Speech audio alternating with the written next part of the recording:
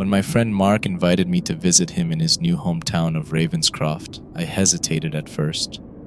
Mark and I had been close since college, but life had taken us on different paths.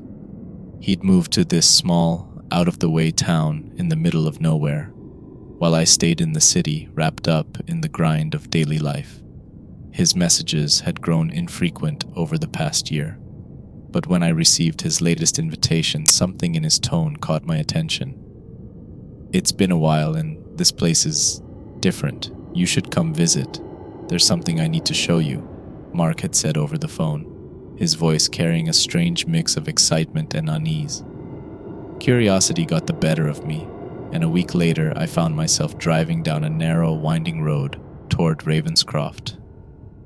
The sun was setting, casting long shadows across the landscape, and a light fog was beginning to roll in, clinging to the ground like a living thing. The air grew cooler as I approached the town, and I couldn't shake the feeling that I was entering another world, a place forgotten by time. When I finally arrived, it was nearly dark. Ravenscroft was a small town, with old weathered buildings that looked like they hadn't been touched in decades. The streets were empty, and an eerie silence hung in the air, broken only by the distant cry of a lone bird. Mark's house was at the edge of town, a modest two-story structure with peeling paint and a sagging roof. As I pulled up to the house, the fog seemed to thicken, wrapping around the car like a shroud. I felt a chill run down my spine as I stepped out of the car, the fog clinging to my skin like cold, damp fingers. Mark greeted me at the door with a smile that didn't quite reach his eyes. He looked tired, worn down by something I couldn't quite place. "Glad you made it," he said, his voice carrying a hint of relief. "Come on in." Inside, the house was cozy but dimly lit, the walls lined with old photographs and antique furniture. A fire crackled in the fireplace, casting flickering shadows across the room. As we sat down in the living room, Mark handed me a beer and settled into an armchair across from me. For a moment, we sat in silence, the only sound the crackling of the fire and the occasional creak of the old house. "So, what's this place like?" I asked, trying to break the tension. Mark's smile faded, and he glanced toward the window, where the fog pressed against the glass like a living thing.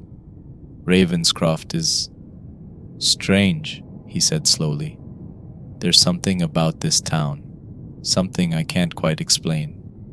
I moved here for the quiet, for the peace, but there's more to it than that." "What do you mean?" I asked, my curiosity piqued. Mark hesitated, his eyes still fixed on the window. "There's a fog that comes through the town sometimes," he said, his voice barely above a whisper. "When it rolls in, everyone stays inside. They lock their doors, close their windows, and wait for it to pass. They say it's not just fog, it's something else.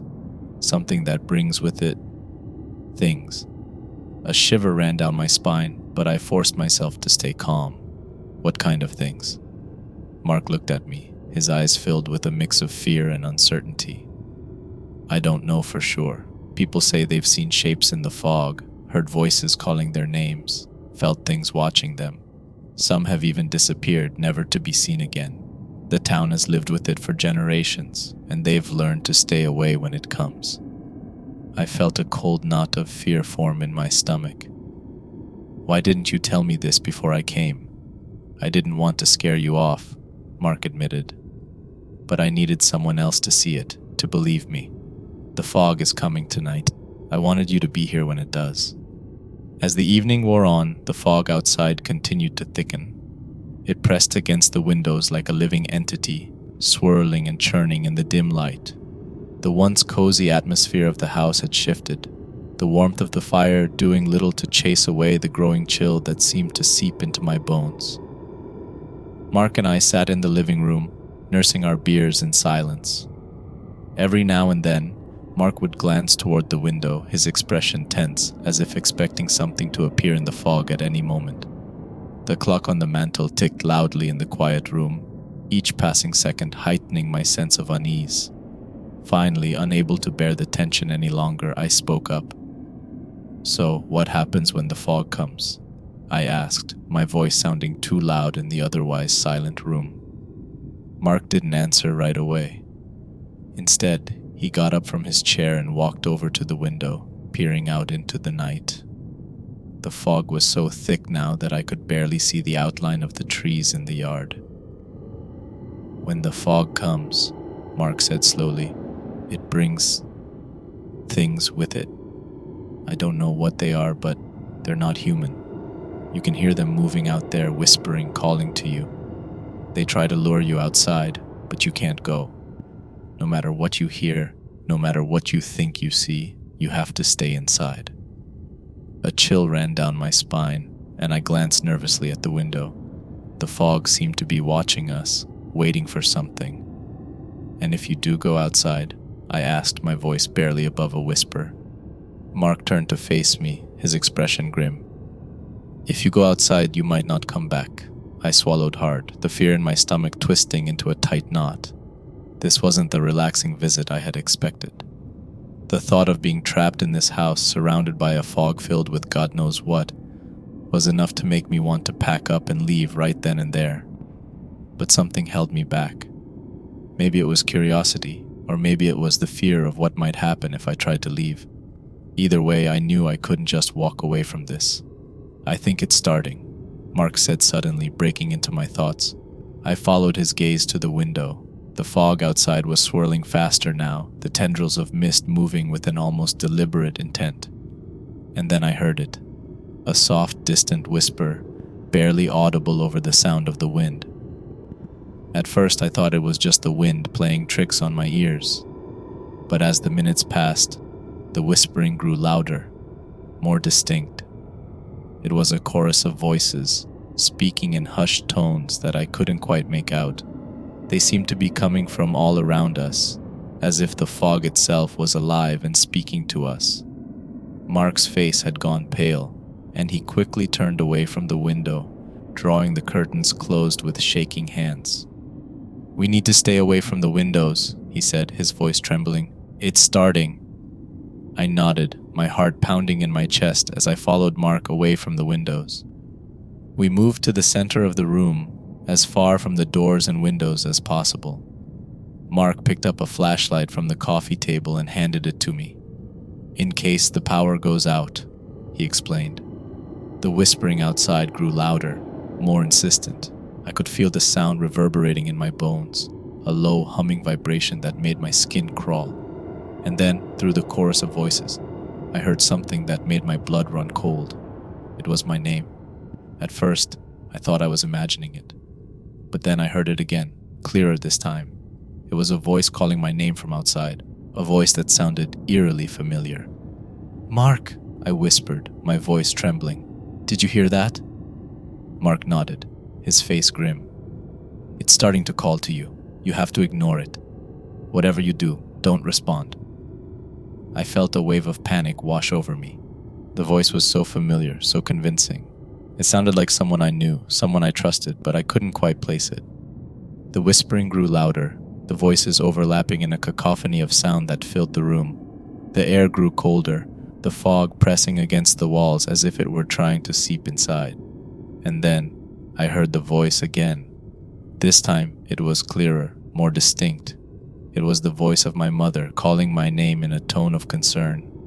"Help me," the voice pleaded, sounding desperate and afraid.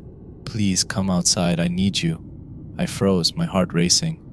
The voice was so real, so convincing, but I knew it couldn't be real. My mother was miles away, safe in her own home.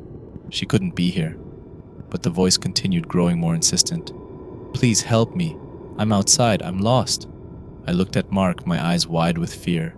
"It sounds just like her," I whispered, my voice trembling. "It's her voice." Mark shook his head, his expression stern. "It's not her, it's the fog.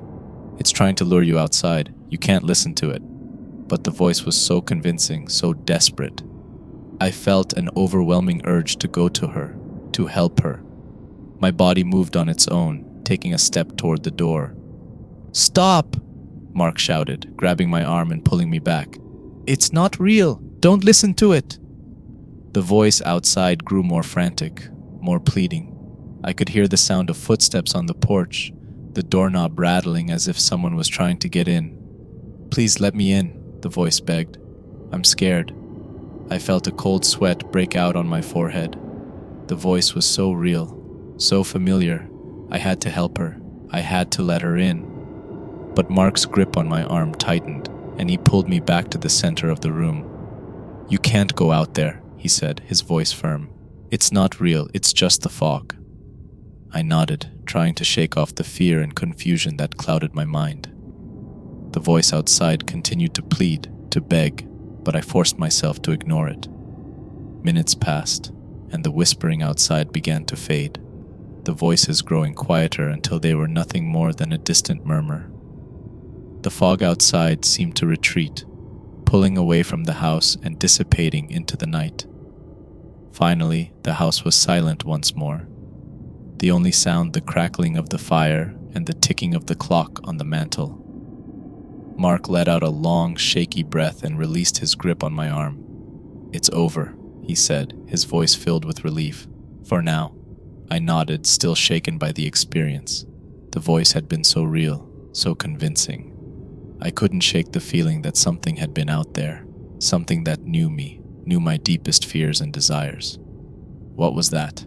I asked, my voice trembling. "What does the fog want?" Mark shook his head, his expression filled with uncertainty. "I don't know, no one does, but it's been here for as long as anyone can remember, and it's not going away. The people of Ravenscroft have learned to live with it, to stay away when it comes. But you have to be careful. It knows you now. It knows your voice, your fears. It will try to lure you out again." The following morning, the fog had lifted, leaving behind a damp, eerie stillness that hung over the town like a shroud. The events of the previous night had left me shaken, and I couldn't stop thinking about the voice I had heard, how it had mimicked my mother's voice so perfectly. Over breakfast, Mark and I discussed what had happened. He explained that the fog was a part of Ravenscroft's history, something that the town had learned to live with, though no one truly understood it. "People have tried to leave, to escape the fog, but it always finds them," Mark said, his voice tinged with resignation. "Some have disappeared entirely, while others have returned, changed. The town is isolated, cut off from the outside world in a way that's hard to explain. It's like the fog doesn't want us to leave." As he spoke, I felt a growing sense of dread. I had come to visit my friend, but now I felt trapped in this strange, haunted town, surrounded by a fog that seemed to have a mind of its own. "Has anyone ever tried to find out where the fog comes from?" I asked, hoping there was some logical explanation, some way to dispel the fear that had taken hold of me. Mark nodded. "There have been a few people over the years, researchers, paranormal investigators, even a few government types. But none of them have ever been able to figure it out. The fog doesn't follow any natural patterns. It comes and goes as it pleases. And when it does, things happen. People see things, hear things, and sometimes people disappear." "Disappear? Like they just vanish?" I asked, the knot of fear in my stomach tightening. Mark nodded again, his expression grim. "Yeah, they're just gone. No trace of them, no bodies, nothing. The town has lost a lot of people over the years. That's why most of the houses here are empty. The population has been dwindling for decades, and no one new moves in. Those who stay, stay because they're afraid to leave." I stared at Mark, trying to process what he was telling me. This was far beyond anything I had ever experienced or even believed in. The idea that a fog could cause people to disappear, that it could mimic voices and lure people to their doom, was too much for my rational mind to accept. "But why doesn't anyone do anything about it?" I asked, frustration creeping into my voice. "Why doesn't the government get involved? Why isn't this place on the news?" Mark sighed, leaning back in his chair. "The town has its secrets. There are old families here, powerful families, who have been around since the town was founded. They keep things quiet, keep the outside world at bay. They don't want people poking around asking questions.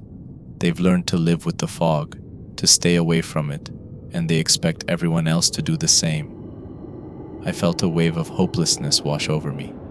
This wasn't just some strange weather phenomenon. This was something much deeper, much darker, and I was caught right in the middle of it. "What do we do now?" I asked, my voice trembling. Mark looked at me, his eyes filled with a mix of determination and fear. "We wait. We stay inside when the fog comes, and we don't listen to the voices. We have to be careful. The fog knows us now, and it will try to lure us out again. But we can't give in. We can't let it win." The days passed, and I found myself growing more and more uneasy. The fog didn't return right away, but its presence lingered in the back of my mind, a constant, gnawing fear that refused to leave. Mark and I spent most of our time indoors, avoiding the town as much as possible. The few times we did venture out, the streets were eerily quiet, the houses dark and empty. The people we did see were reserved, their faces etched with lines of worry and fear. I couldn't shake the feeling that the town was hiding something, that there was more to the fog than anyone was willing to admit. Determined to find some answers, I decided to do some digging into the town's history. Ravenscroft's library was small, a single room in an old crumbling building at the center of town. The shelves were lined with dusty books and old newspapers, the air thick with the scent of must and decay. I spent hours poring over the town's records, searching for anything that might explain the fog and its strange supernatural properties. Most of the records were mundane, old town council minutes, birth and death records, property deeds. But then I found something that caught my attention. It was an old leather-bound book, its cover cracked and worn with age. The title was barely legible, but I could make out the words Ravenscroft Chronicles. The pages were yellowed and brittle, the ink faded, but as I flipped through the book, I realized it was a collection of stories, legends, and folklore about the town. One story in particular stood out to me. It was called The Curse of the Fog, and it detailed the origins of the fog that plagued Ravenscroft. According to the story, the fog had first appeared centuries ago, long before the town had been founded. The land where Ravenscroft now stood had once been home to a group of settlers who had ventured into the area in search of fertile land and resources. But they had encountered something they hadn't expected, a thick, impenetrable fog that rolled in without warning and refused to leave. The settlers had tried to wait it out, but the fog persisted, trapping them in the area. As the days turned into weeks, the settlers began to hear strange voices in the fog, calling to them, luring them into the mist.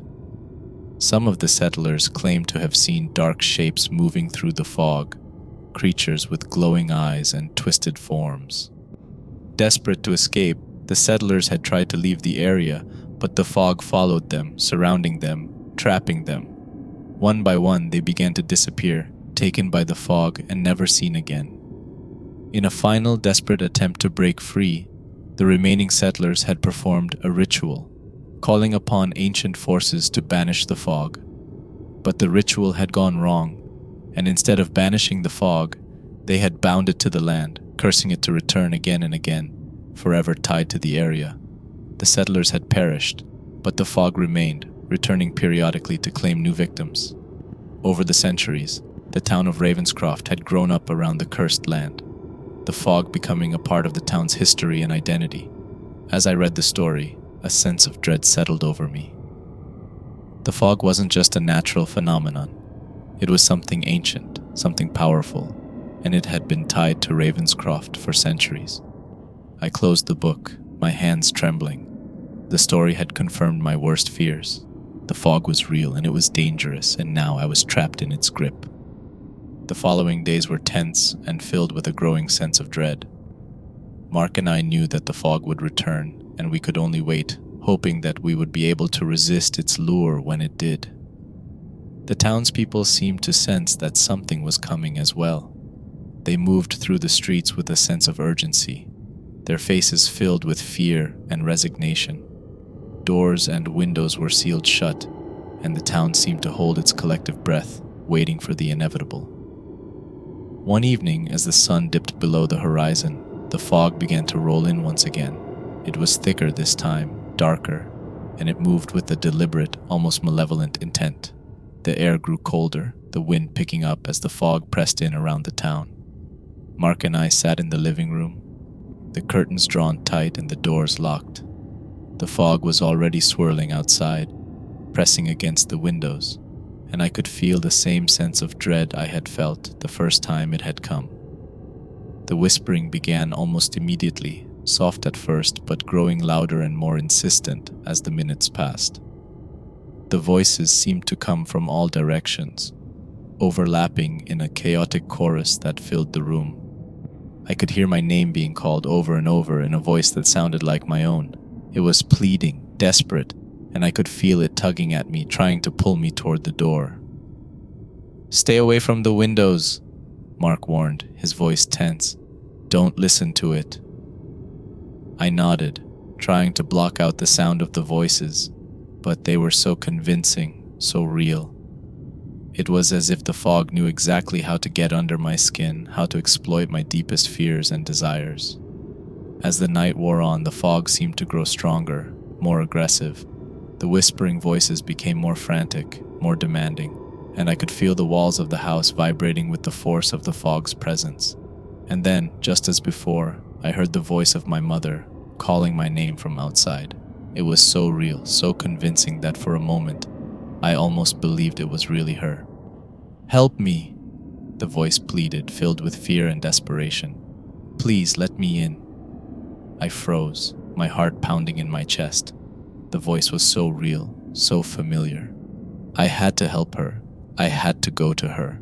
But Mark grabbed my arm, pulling me back from the door. "It's not real," he said, his voice firm. "It's the fog. It's trying to trick you." I nodded, trying to shake off the fear and confusion that clouded my mind. The voice outside continued to plead, to beg, but I forced myself to ignore it. The fog pressed harder against the windows, the glass rattling in its frame. The whispering voices grew louder, more chaotic, until they were a deafening roar that filled the room. I could feel the fog closing in around us, the cold, damp air seeping into my skin. It was as if the fog was alive, a malevolent force that wanted nothing more than to claim us, to drag us into the darkness. And then, just as suddenly as it had begun, the whispering stopped. The fog outside began to recede, pulling away from the house and dissipating into the night. The air grew warmer, the silence of the house returning as the fog retreated. Mark and I let out a long, shaky breath, the tension in the room finally beginning to ease. But the fear remained, a lingering sense of dread that refused to leave. "It's over," Mark said, his voice filled with relief. "For now." I nodded, still shaken by the experience. The fog had been stronger this time, more determined. It was as if it knew we were resisting, and it was trying harder to break us. But we had survived. We had resisted its lure, and we had come out the other side. The next morning, Mark and I knew that we couldn't stay in Ravenscroft any longer. The fog had shown its true power, and we both knew that it was only a matter of time before it came for us again. We had to leave the town, to escape the fog's grasp before it was too late. We packed our things quickly, our movements hurried and tense. The fog hadn't returned yet, but we could both feel its presence, lurking just beyond the edge of the town, waiting for the right moment to strike. As we loaded our bags into the car, I couldn't shake the feeling that we were being watched. The town was eerily quiet, the streets empty, and the houses dark. It was as if the town itself knew we were leaving and was waiting for us to make our move. "Let's get out of here," Mark said, his voice filled with urgency. We climbed into the car, and Mark started the engine. The old vehicle rumbled to life, and we pulled out of the driveway, heading toward the town's exit. But as we drove, the fog began to roll in once again. It was thicker than before, darker, and it moved with a speed and intent that sent a wave of fear through me. "We need to go faster," I said, my voice trembling. "It's coming." Mark pressed down on the gas, and the car sped up, but the fog was relentless. It closed in around us, surrounding the car and blocking our view of the road.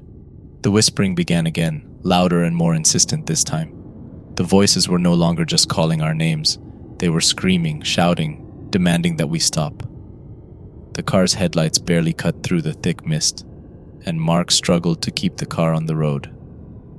The fog seemed to press in on us, suffocating, and I could feel its cold breath on the back of my neck. And then, just as we reached the edge of town, the car suddenly stalled. The engine sputtered and died, and the car came to a stop in the middle of the road. The fog was all around us, swirling and churning with dark energy, and the whispering voices grew louder, more frantic. "Come on, come on," Mark muttered, frantically turning the key in the ignition, but the engine refused to start. "We have to get out of here," I shouted, panic rising in my chest. But before Mark could respond, the fog began to seep into the car. It poured in through the vents, the windows, the cracks in the doors, filling the car with its cold, damp presence. I could feel the fog wrapping around me, pulling me down, dragging me into the darkness. The whispering voices were all around me, filling my mind with fear and confusion. And then I heard it again, the voice of my mother calling my name, pleading with me to come to her. "Please help me," the voice begged, filled with fear and desperation. "I'm outside. I'm lost." The voice was so real, so convincing, and I felt an overwhelming urge to go to her, to help her. But Mark grabbed my arm, his grip tight. "No, don't listen to it. It's not real." I shook my head, trying to clear the fog from my mind, but the voice was so strong, so desperate. I had to help her.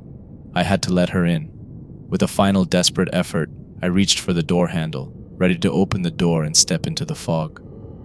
But Mark pulled me back, his voice filled with urgency. "No, you can't go out there. It's not her. It's the fog." I hesitated, my hand on the door handle, the fog swirling around me, pulling me into its depths. But then, I heard another voice, Mark's voice, calling my name, telling me to stay, to fight the fog. With a final burst of strength, I pulled my hand away from the door handle and turned to Mark. "Let's go," I said, my voice trembling. We both pushed open our doors and ran from the car, the fog swirling around us like a living thing. We could barely see more than a few feet in front of us, but we knew we had to keep moving, to stay ahead of the fog. The voices followed us, growing louder and more insistent, but we didn't stop. We kept running, our hearts pounding in our chests, the fog pressing in on us from all sides. And then, just as it seemed the fog would overwhelm us, we broke through to the other side. The air was clear, the sky bright with the light of the rising sun. The fog was gone, retreating back into the town, and the whispering voices faded into the distance. We collapsed onto the ground, gasping for breath, the fear and adrenaline still coursing through our veins. "We made it," Mark said, his voice filled with relief. "We're out." I nodded, my body trembling with exhaustion and fear. The fog was gone, but the memory of it lingered, a dark, suffocating shadow that I knew would stay with me forever.